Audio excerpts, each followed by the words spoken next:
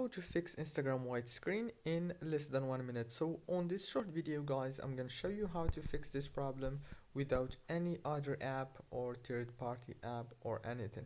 So all what you have to do is very simple. Just open the settings on your phone and then go to the apps and then go to apps again and go to the Instagram app informations on your phone, and right here on this page you will find many options about Instagram. All what you have to do is simple.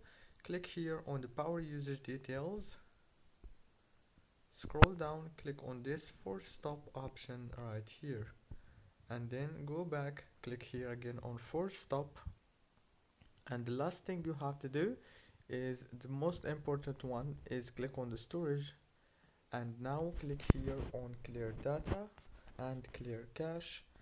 And now all what you have to do is very simple. Restart your phone and reopen Instagram app, and then it must be working for you. And yeah, that's it for today's video. Don't forget to like, subscribe.